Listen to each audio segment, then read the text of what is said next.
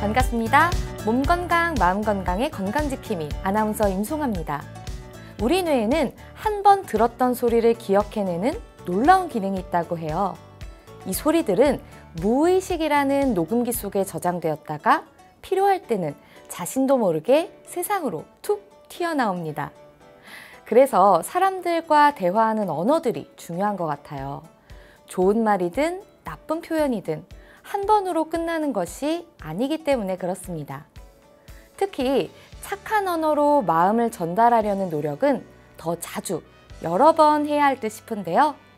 왜냐면요, 우리 뇌에, 우리 마음 창고에 이미 저장되어 있기 때문에 언제 튀어나올지 모르니까요.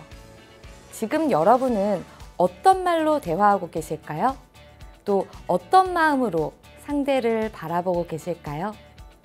몸 건강, 마음 건강, 오늘 순서 시작할게요. 라디오로 생방송되는 오전 11시, 유튜브에서 원음방송 또는 몸 건강, 마음 건강 라이브를 검색하시면 실시간으로 방송에 참여하실 수 있고요.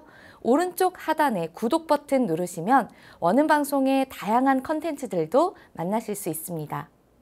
오늘 몸 건강, 마음 건강, 서울 송파구 유대길 한의원의 유대길 원장님과 함께합니다. 건강상담 원하시는 분들은 전화주세요. 서울 02-823-2000번, 서울 전화 02-823-2000번이고요. 문자 상담도 가능합니다. 샵 8970 우물정 누르시고 8970으로 보내주시면 됩니다. 짧은 문자 50원, 긴 문자와 사진 문자는 100원의 정보 이용료가 부과됩니다. 신청하실 땐 상담받으실 분의 키, 몸무게, 연세를 함께 적어주시고요. 얼굴 사진이나 아픈 부위의 사진도 함께 보내주시면 더욱 자세하게 상담받으실 수 있습니다.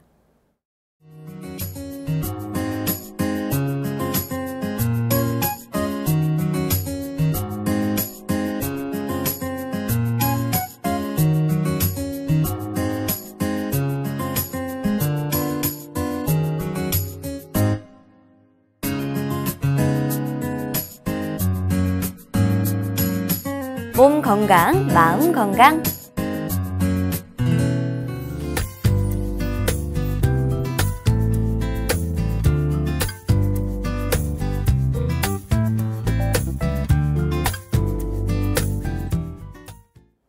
오늘은 유대길 원장님과 아토피에 대해 알아보는 시간 갖겠습니다. 원장님 안녕하세요. 네, 안녕하세요.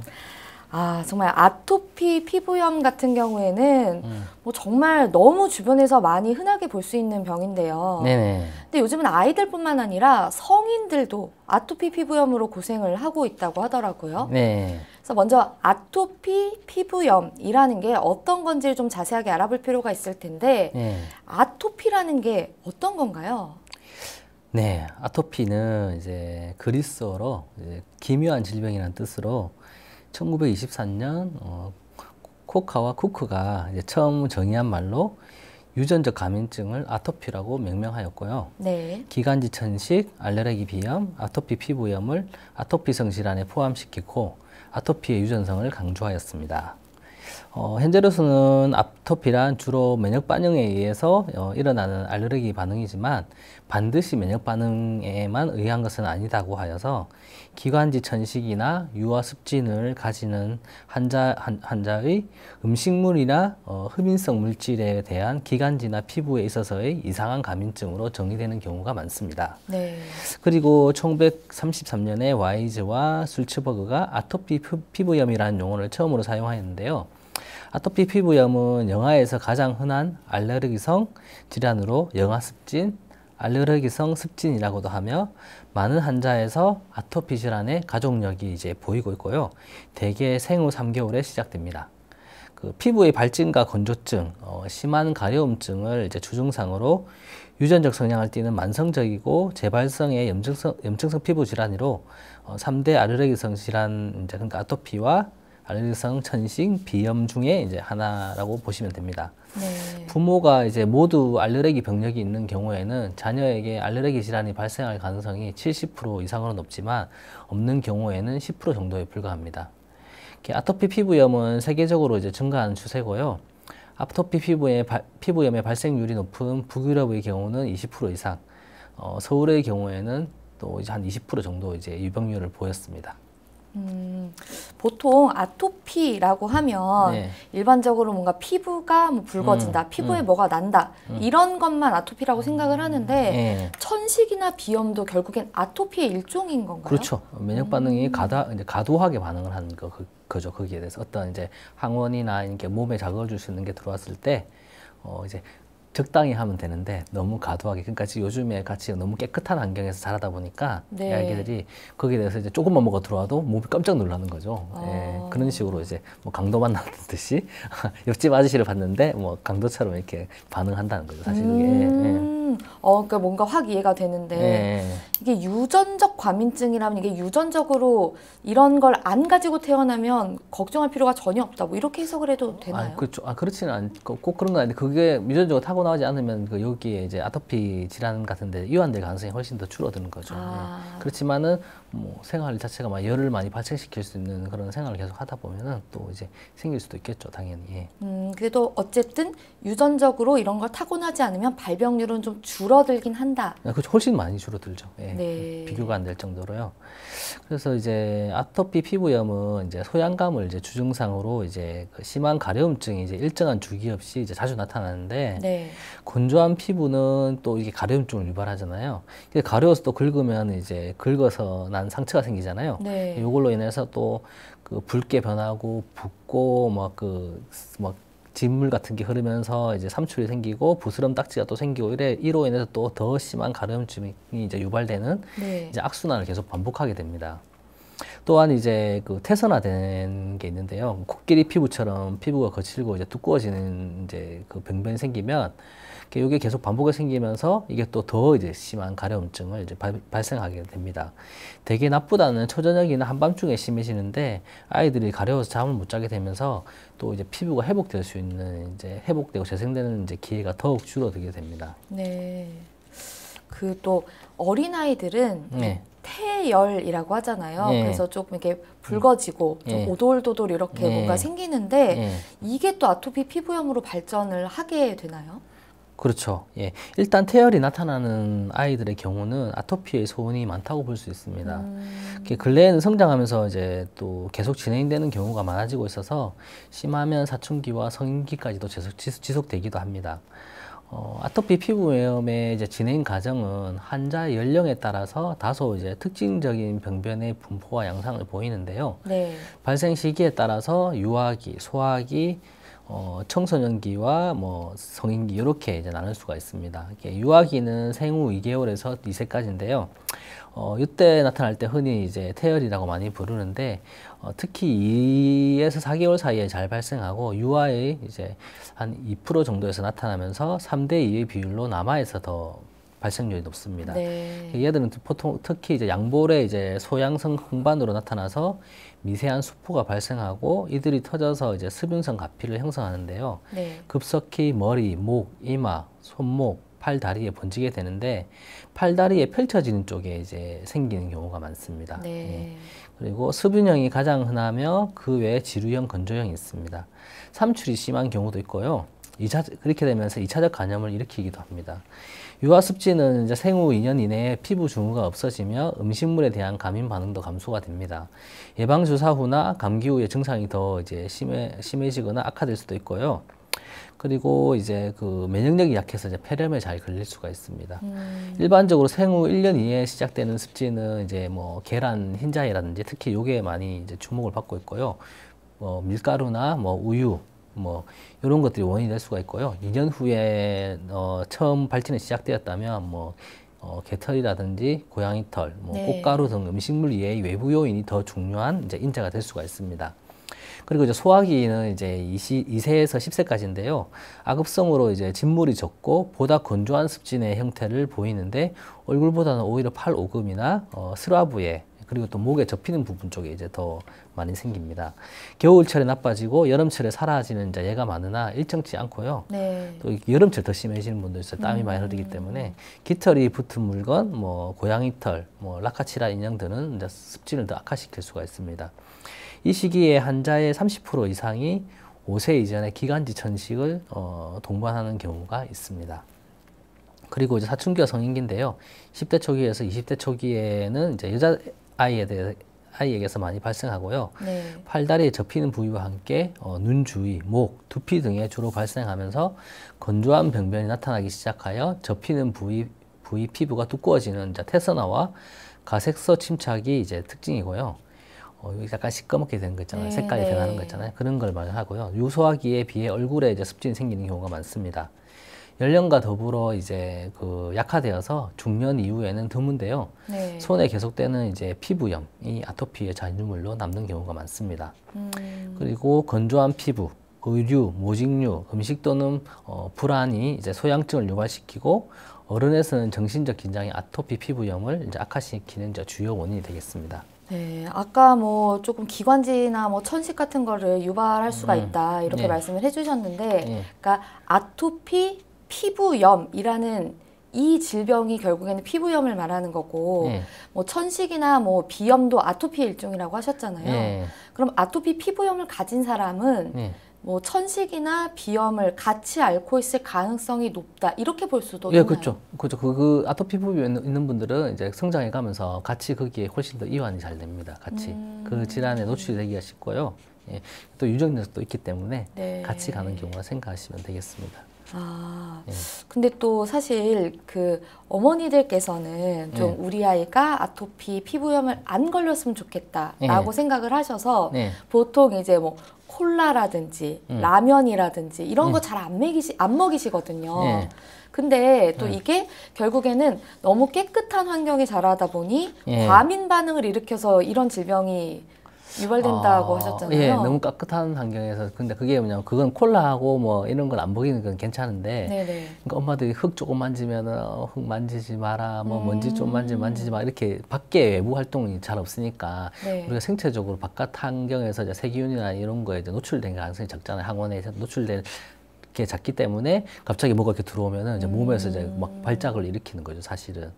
근데 사실 또 이제 그런 것도 있고요. 사실은 이제 여기서는 이제 계속 지금 외부적인 요인만 자꾸 이야기를 하고, 태어나서만 이야기를 하고 있는데, 사실 네. 한의학 쪽에서 볼 때는 뭐냐면 애를 가질 때부터 시작되거든요. 그러니까 애를 가지기 전부터 이제 술 같은 거나 네. 이런 거 전부 다 이제 다 금하게 되어 있거든요. 그쵸. 그래야지 이제 그 애들이 건강해지고요. 특히 네. 이제 또 더운 여름에 가진다든가 이러면 또 애한테 또 정서적으로 불안하고 네. 그런 질환이 생길 수 있기 때문에, 특히 또 예전에 어떤 어머니가 첫째가 닭을 좋아해가지고 그 네. 통닭을 매일시켜 준 거예요. 튀긴 네, 닭을. 네, 그래서 네. 이제 남으면 아까우니까 그걸 계속 드셨던 거예요. 네. 그래서 애가 태어났는데 너무 아토피가 심하게 태어나가지고, 아, 정말요? 그런 이제 기름진 음식이라든지 이런 걸 자꾸 먹게 되면 그것도 아이의 이제 그 피부 상태에 이제 열을 계속 쌓이기 때문에 그런 것도 주의를 하셔야 됩니다. 예. 그러면 네.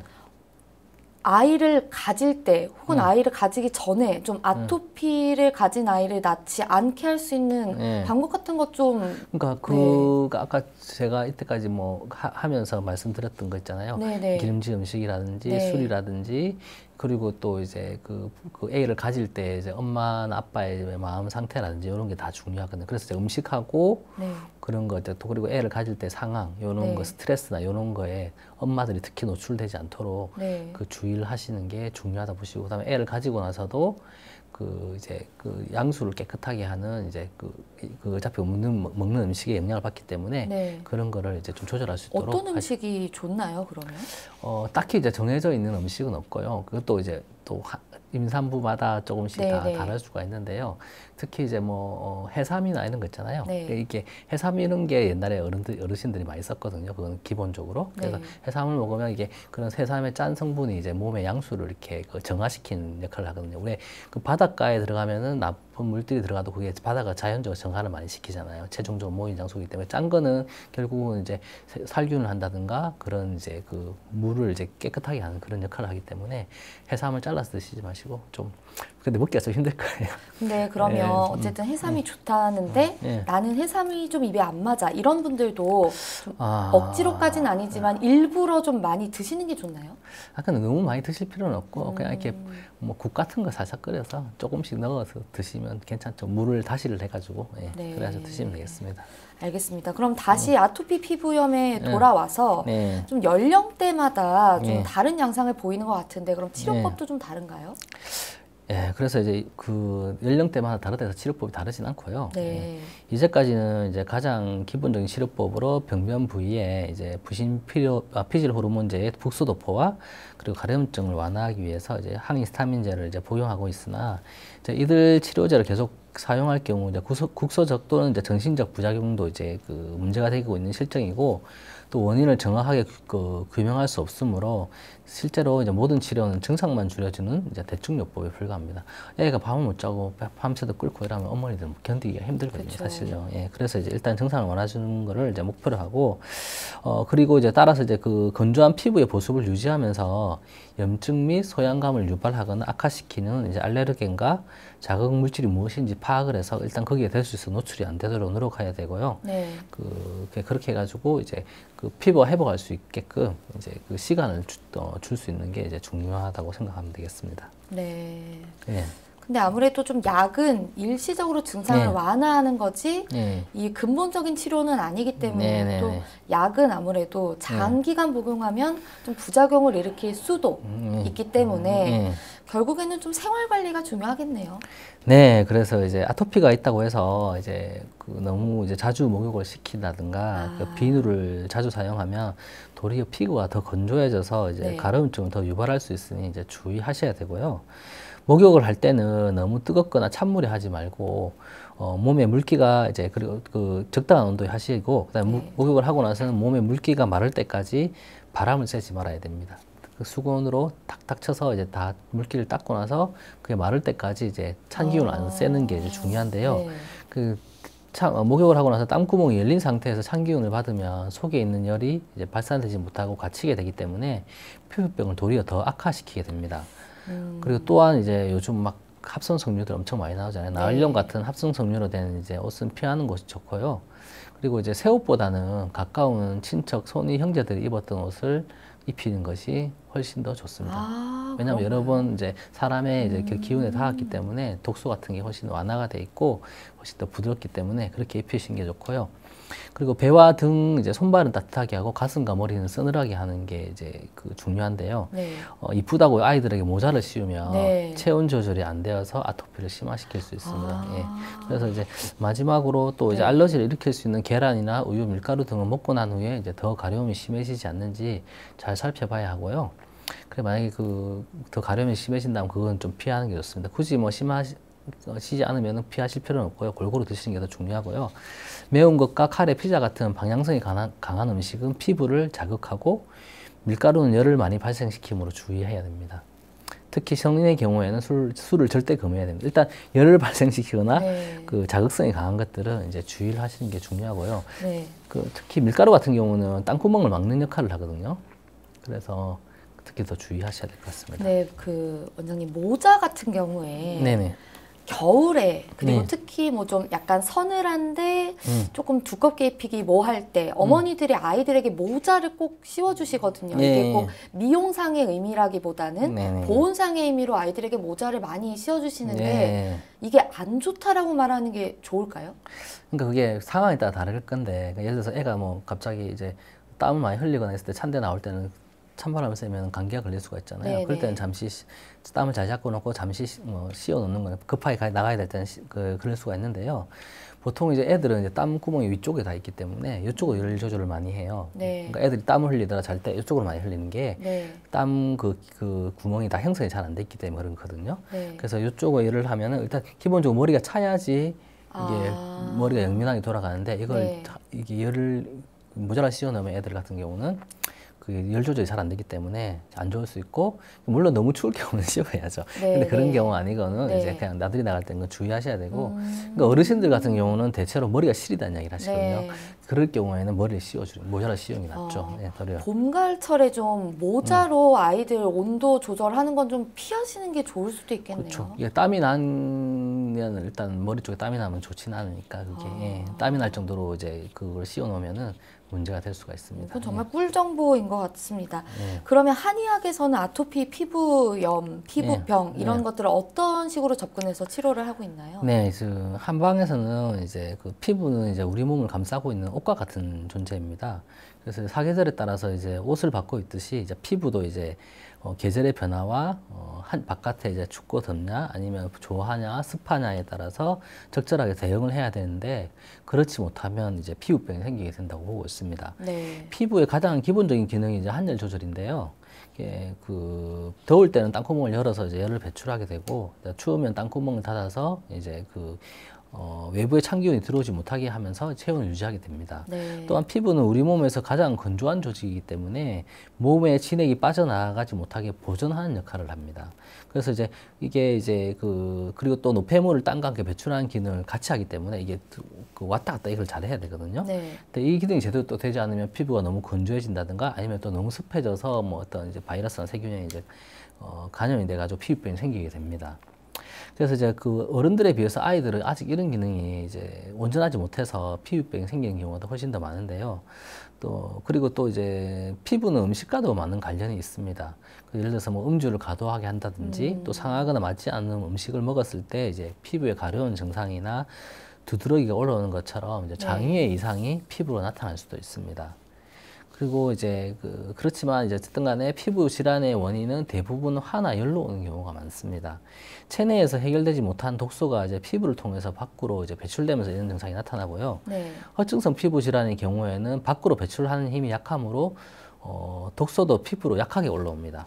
그래서 여드름을 예로 들면은 이제 뽕긋하게 솟아 있고 한홍이 되어 골무면서 윤기가 있고 붉은 경우에는 네. 이제 화열에 의한 경우이고 좁쌀처럼 이제 올라오면서 이제 붉지 않고 윤기가 없는 경우에는 허증성인 경우가 많습니다. 네. 화열이 원인인 경우에는 어느 부위에서 발생한 열인지 파악해서 이제 제거해 주면 됩니다.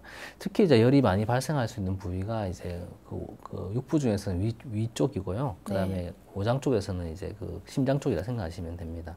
그쪽으로 제거해 주면 되고 어쨌든 허증인 경우에는 약한 부분을 보완해 주면은 저절로 피부가 좋아집니다. 소양감을 주소증을 하는 아토피 피부염은 대부분 하열에 의해서 발생하는 경우가 많은데요. 땀으로 열을 조절하는 아이인지 대변이나 소변으로 열을 조절하는 아이인지에 따라 또 치료법이 다 달라집니다. 그러니까 이게 땀을 내면 안 되는 아이인데 땀을 내버리면 네. 도리어 더 짓무르고 심해질 수가 있습니다. 네. 덩치가 있는 사람은 대체로 이제 땀으로 열을 조절하는 경향이 있고요. 왜냐하면은 덩치가 큰 사람들은 체표 면적이 넓기 때문에 땀으로 열을 조절하는 게 훨씬 더 편하거든요. 효율적으로. 네. 그래서 이제 땀으로 열을 조절하는 경우가 있고요. 마른 사람은 대체로 이제 대변이나 소변으로 이제 열을 조절하는 경우가 많습니다. 또한 또 잘 먹으면서 살이 많은 아이와 또 잘 먹지만 또 마른 아이가 있잖아요. 네. 이런 애들 또 치료법이 또 다릅니다. 그리고 비염이나 천식이 동반되어 있을 경우에는 같이 고려해서 치료를 해줘야 피부도 같이 좋아집니다. 피부 질환을 치료해서 같이 좋아지면은 코 질환이나 인후 질환이 같이 좋아지고요. 피부가 나빠지면 코나 인후 질환이 같이 나빠지는 경우는 있지만 코나 인후 질환이 나빠지는데 피부 질환만 좋아지는 경우는 없습니다. 그래서 또 태어날 때부터 진액이 부족해서 이제 피부에 영양 공급이 이제 부족해 건조한 경우도 있는데요. 이런 아이들의 경우는 이제 아이를 가질 때부터 문제가 있는 경우로 네. 지속적인 관리가 필요합니다. 그러니까 이럴 경우에는 부모님 중에 양쪽 부모님들이 다 좀 몸이 허약하다든가 나이가 들어서 애를 가졌다든가 이런 경우인데요. 그리고 아니면 원래 좀 약하신 분들이든가 그래서 이제 말이 이제 이런 애들은 말이 늦거나 이제 걸음이 좀 다른 애들보다 좀 늦다든가 아니면 좀 겁이 많다든가 이런 애들이 많습니다. 이제 너무 많은 경우의 수가 있어서 모두 말씀드릴 수는 없지만 그쵸. 이렇게 한 가지 피부 질환에도 사람마다 각각 이제 다르게 접근해야 한다는 말씀을 이제 드리고 싶습니다. 네. 제가 또 이렇게 한방 프로를 진행을 하면서 느끼는 점이 예. 그러니까 양방과 한방의 그러니까 장단점이 다르겠지만 한방의 장점은 나에게 맞는 치료법을 선택할 수 있다는 것이 그게 좀 장점이지 않을까 뭐 이런 예. 생각이 들더라고요. 그래서 그걸 볼 수 있으려면 이제 굉장히 공부 기간이 좀 사실 오래 걸리고 경험이 좀 많아야 돼서 그러니까 사실 양방 경험 같은 경우는 이제 거의 공식적으로 1:1 대응이 되기 때문에 네. 어떤 질환에는 뭐 어떤 걸 쓴다, 어떤 정도 효과가 있고 부작용이 있다 이렇게 딱 정확하게 1:1로 나와 있기 때문에 네. 하기가 쉬운데 이제 한방 같은 경우는 이제 그게 다 사람마다 그걸 봐야 되는 이제 환경이나 그러니까 병만 보는 게 아니고 사람 환경도 같이 봐줘야 되거든요. 네. 예전에 이제 보시면 이제 예를 들어서 이제 어떤 애가 막 항상 우울해하고 있으면은 이제 왜 우울한 원인이 다 다를 거 아니에요. 네. 학교 시험 성적을 못 쳐서 그럴 수도 있고, 그렇죠.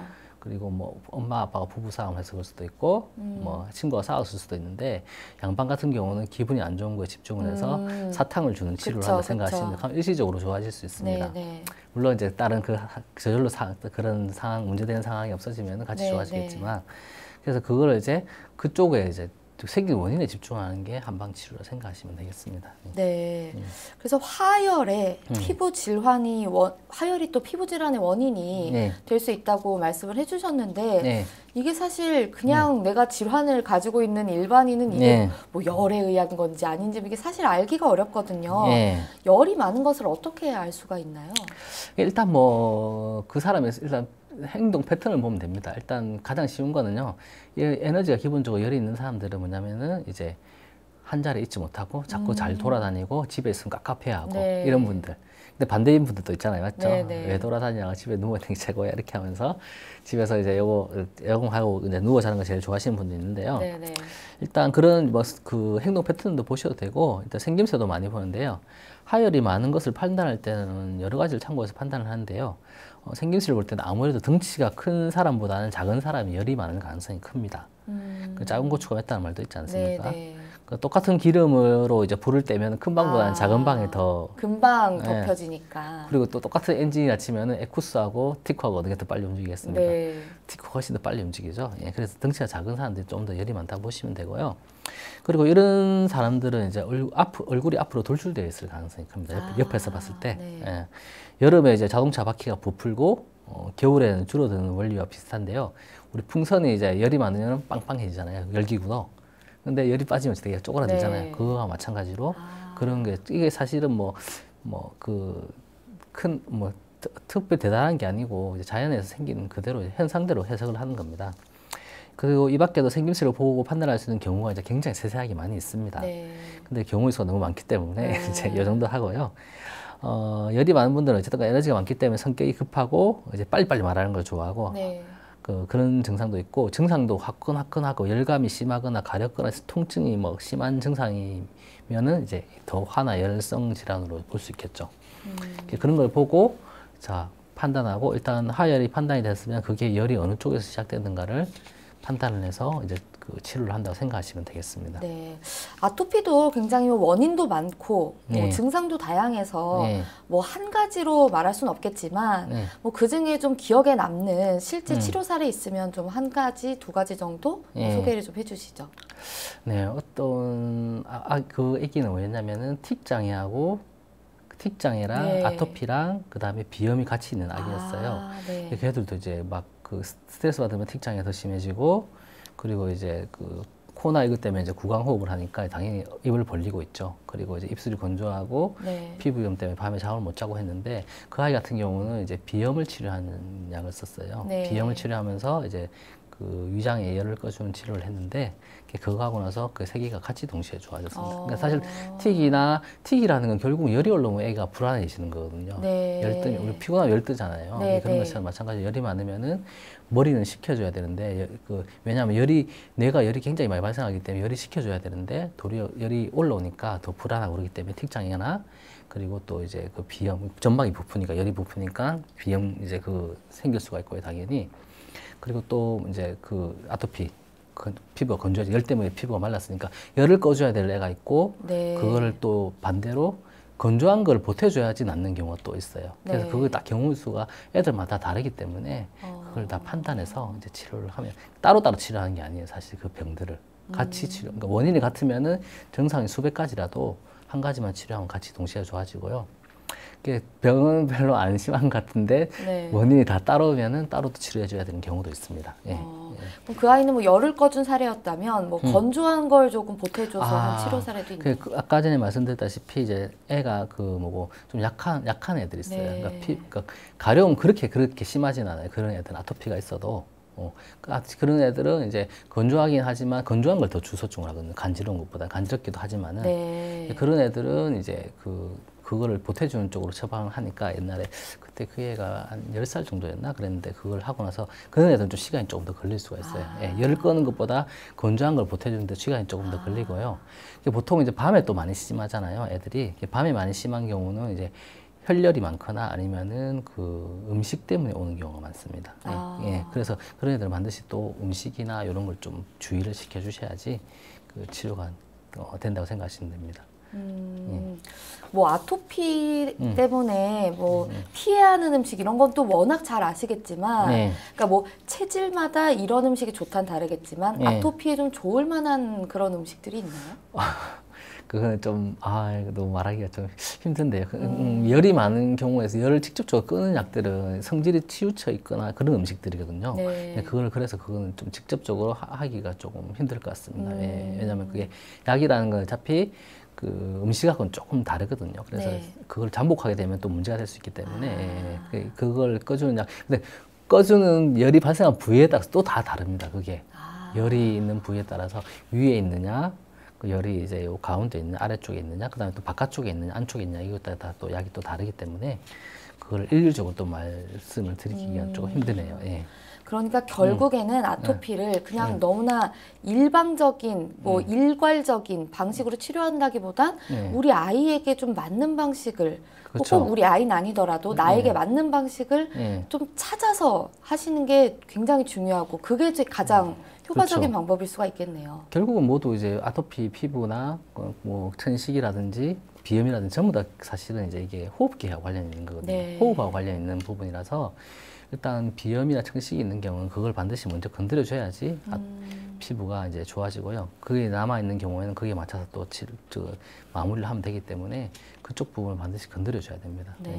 이게 사실 참 고치기 어려운 병이다라는 걸 다들 알고 있는데 왜 그런가 이유가 좀 이런 데 있지 않나 싶습니다. 알겠습니다. 오늘은 아토피 피부 질환에 대해 알아보는 시간이었습니다. 원장님 좋은 말씀 감사합니다. 네, 감사합니다. 미니 강의 오늘은 유대길 원장님께서 아토피에 대해 자세히 강의해 주셨습니다.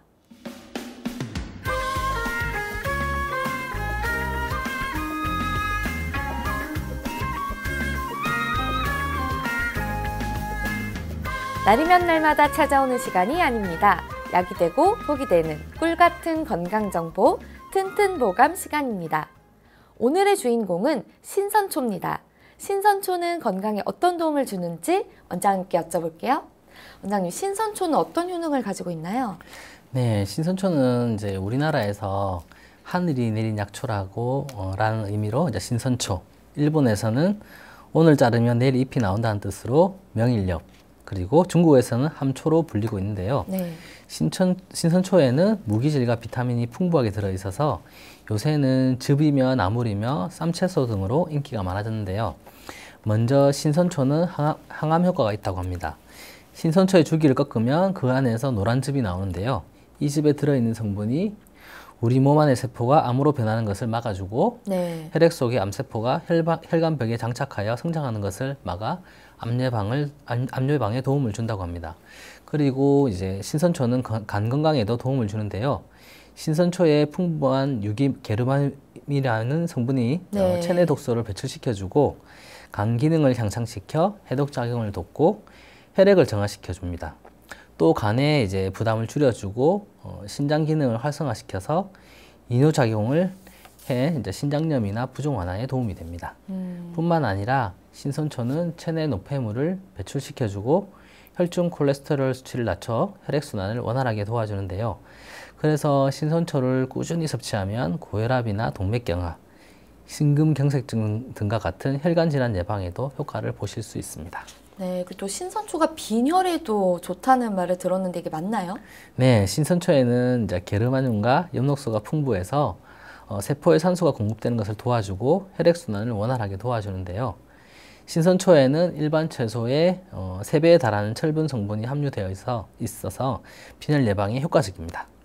하지만 간 질환 환자라면 신선초를 녹즙으로 다량 마실 경우에 건강식품이 아니라 독이 될 수도 있다고 하니까요. 참고하시면 좋겠습니다. 네, 알겠습니다. 원장님 좋은 정보 감사합니다. 네, 감사합니다. 튼튼보감 오늘은 신선초에 대해 전해드렸습니다.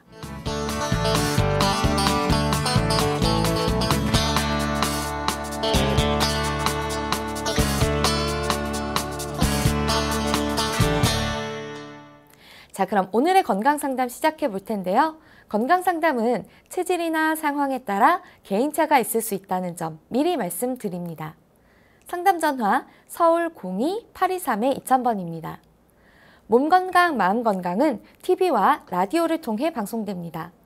원음 방송 TV는 스카이라이프 채널 187번, KT 올레 TV 284번, SKB TV 309번, LG U 플러스 278번, 딜라이브 159번, CJ 헬로 238번, 현대 HCN 549번, 제주 KCTV 375번, 금강방송 796번, 모바일 에브리온 TV는 채널 100번이고요. 라디오는 서울 경기 FM 89.7, 부산 경남 104.9, 대구 경북 98.3, 광주 전남 107.9, 전북 충남 지역은 97.9MHz입니다. 원음 방송은 스마트폰으로도 만나실 수 있는데요. 플레이스토어나 앱스토어에서 원음 방송 검색하시면 무료로 다운받으실 수 있습니다. 오늘은 유대길 원장님께서 친절한 상담 해드립니다. 자, 그럼 첫 번째 전화 받아보겠습니다. 여보세요? 네, 네, 반갑습니다. 네, 반갑습니다. 네, 본인 상담이신가요? 예, 예. 네, 키와 몸무게 그리고 연세가 어떻게 되십니까? 키는 172cm, 네, 체중은 63kg, 네, 나이는 75세, 만으로는 74세. 네. 지금 제 옆에 유대길 원장님 나와 계십니다. 편하게 상담 받아보세요. 네, 네. 네, 아버님 안녕하세요. 예, 안녕하십니까. 네, 아버님 뭐가 제일 전화 불편하십니까? 드렸습니다. 예, 예. 네, 예. 어떤 게 제일 불편하십니까? 예. 저는 저녁을 좀 일찍 먹거든요. 네, 그래, 저녁을 일찍 먹고, 바로 이제 9시 반 뉴스 끝나면 바로 잠을 자기 시작하는데요. 예, 그러면 한 3시간 가까이 12시 반이나 1시쯤이면 꼭 잠이 깨요. 예, 그 다음부터는 그냥 비몽사몽 잠도 안 오고, 그래서 거의 밤은 그냥 자는 둥 마는 둥 일찍 지내거든요. 네, 네, 네. 그래서 이게 잠을 좀 깊이 잘 잘 수 있는 방법 또는 처방이 어떻게 되는가 궁금해서 전화드렸습니다. 네, 아버님. 이게 보통 아버님 연세 때는 이제 잠이 제대로 이제 못 주무신 경우가 많아요, 아버님. 네. 예, 늦게 주무시면 또 잠이 잘 안 온다든가 아니면 그렇죠. 예, 일찍 예. 주무시면은 너무 일찍 깬다든가 그렇죠. 아니면 또 소변을 보다가 소변 때문에 자꾸 자주 일어나신다는 이런 경우가 많은데 네, 아버님. 그렇죠. 그런 경우도 있죠. 예, 그런 경우는 아버님 거기에 따라서 다 다른데 아버님 172에 63이면은 조금 마르신 편이에요, 아버님. 네, 예. 네, 네. 그러니까 요럴 경우에는 이제 덩치가 크신 분들보다는 몸에 이걸 채워주는 이제 음혈이 혈액이 부족할 가능성이 커요, 아버님. 혈액 부족. 예. 네. 쉽게 말해서 그렇습니다, 아버님. 아버님이 리액션이 너무 좋으셔가지고. 예. 혈 부족이 좀 있을 가능성이 크기 때문에 그쪽을 네. 해주면은 이제 잠을 잘 주무실 거예요. 왜냐하면 이게 양기는 활동하는 걸 주관하고요, 아버님. 음혈은 네. 우리가 잠을 잘 때 작용을 하는 거거든요.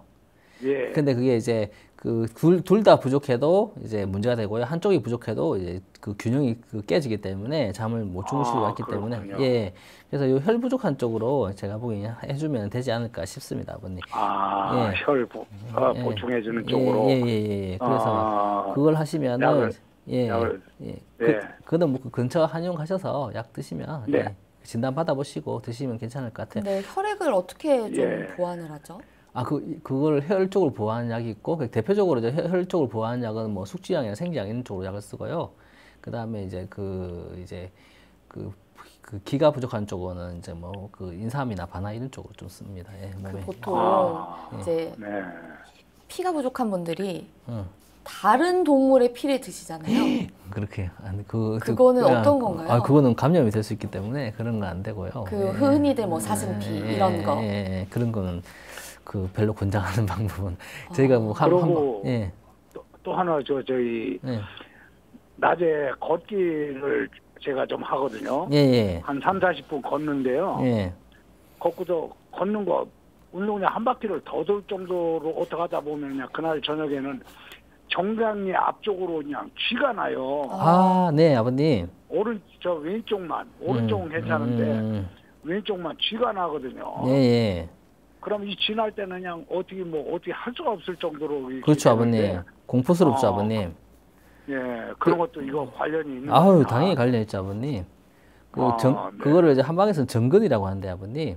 디틀 네, 전자에다 근육근자 써가 정근이라는데, 그것도 네. 그 원인이 혈이 부족하면은 정근이 온다고. 왜냐면 이게 근육이 아버님 이렇게 꽉 뭉쳤을 때, 네, 꽉 뭉쳤을 때 그거를 이제 이렇게 풀려주려고 하면 혈액이 가서 에너지 공급을 해줘야지 그게 딱 뭉치기 풀리거든요. 근데 그게 안 되면 밤에 주무실 때는 또 혈류 이제 심장 박동 그 이제 그 짜는 힘도 약해지고 박동수도 떨어지기 때문에 그게 이제 다리까지 피가 잘 못 가게 되면은 아무래도 근육에 영양이 공급이 안 되니까 그럴 수가 있거든요, 아버님.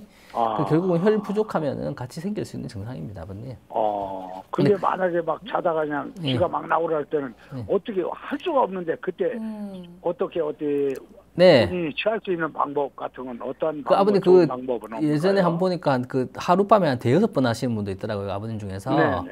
그래서 그 침 네. 몇 번 맞으시니까 좋아지시더라고요, 아버님. 그 가서 예. 괜히 혼자서 해결한다 고생하지 마시고 옆에 가서 네. 한의원 가셔서 침 몇 번 맞으시면 괜찮아지시더라고요, 대부분 다. 근데 예. 당장 어쨌든 쥐가 났을 때는 어떤 식으로 좀 났을 빠르게 풀 수 때는 있는 그 뒤 방법이 종아리에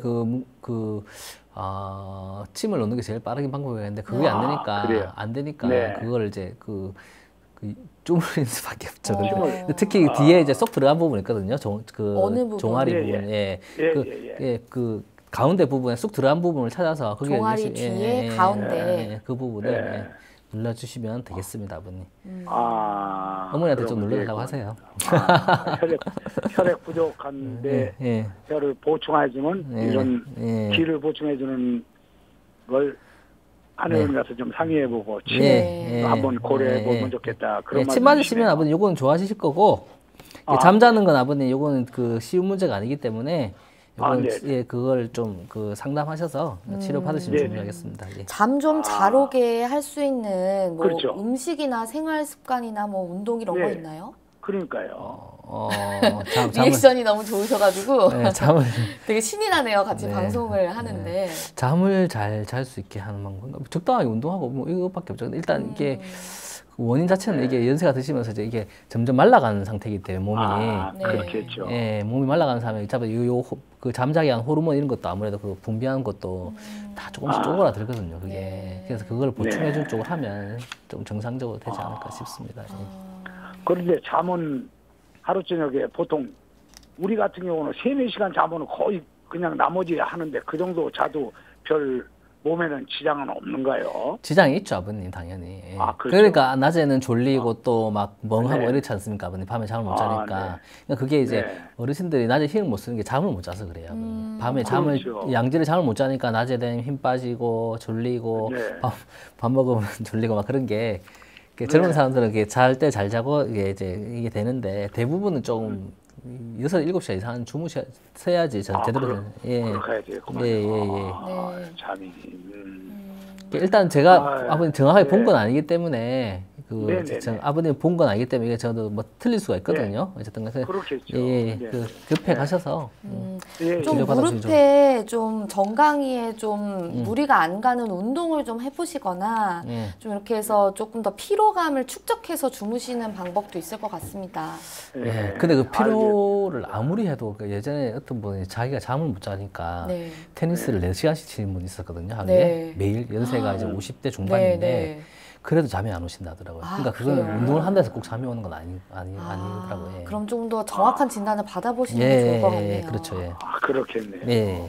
이거 뭐 처방을 좀 하려면은 뭐 상담을 해가지고 아버님. 처방을 받아야 되겠구만요. 그게 당장 나오는 게 아니고 좀 자세하게 또 문제 물어보고 이렇게 상황을 고려해서 해야 될 것 같습니다. 네, 아버님 전화 주셔서 감사합니다. 아유, 감사합니다. 네. 안녕히 계세요. 네.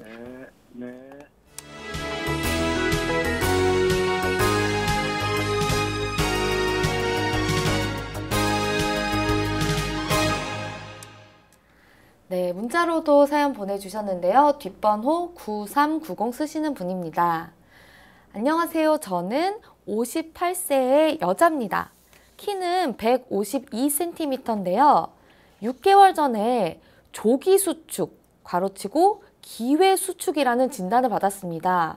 이게 잘 뭔지 모르겠는데 지금은 조기 수축 약을 증상이 있을 때만 간헐적으로 먹는데요. 혹시 한방 치료도 가능한지요? 이렇게 질문 주셨습니다.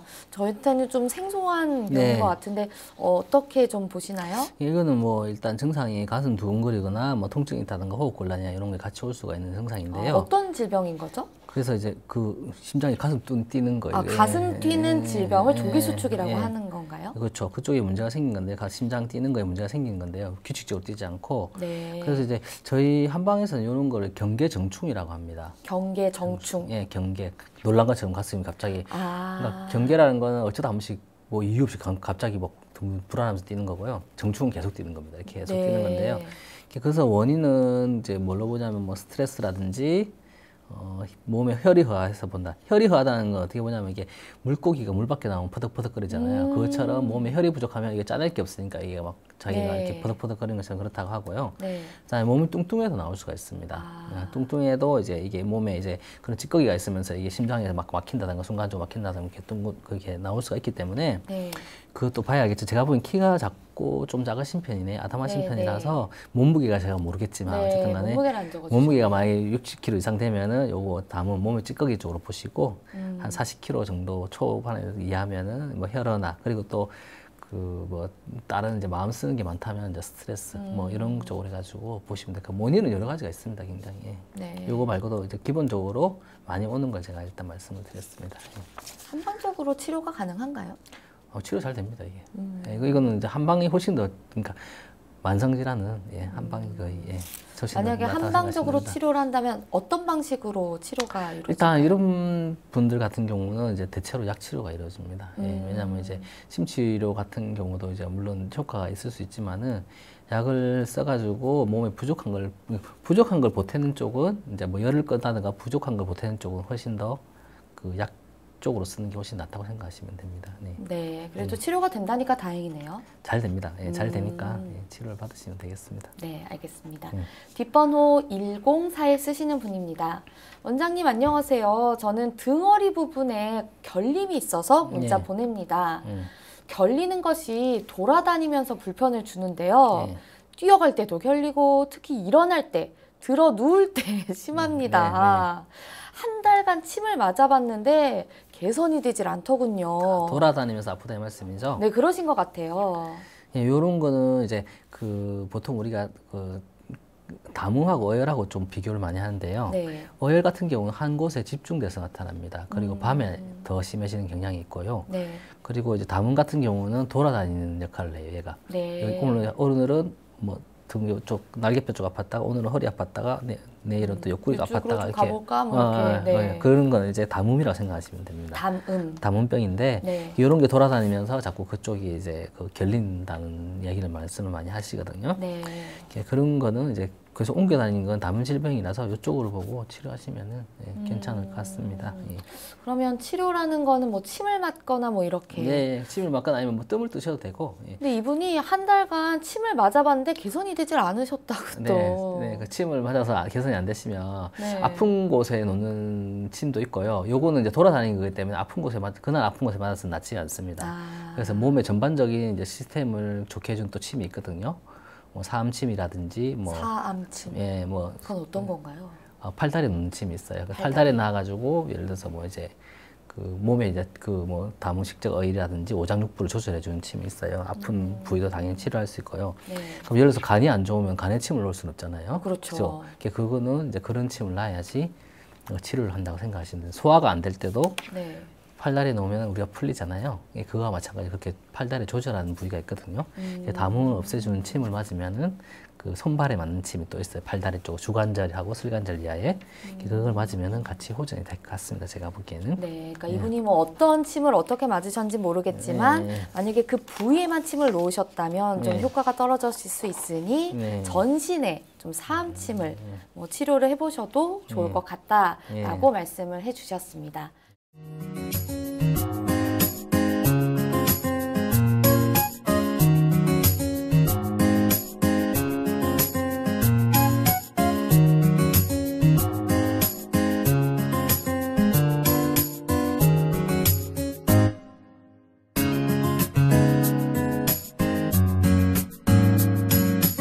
몸 건강, 마음 건강. 몸 건강, 마음 건강. 오늘은 유대길 원장님과 함께했습니다. 원장님 오늘 좋은 말씀 감사합니다. 네, 감사합니다. 다음 시간엔 한의사 최기현 박사님과 함께할게요. 오늘도 건강한 하루 보내세요.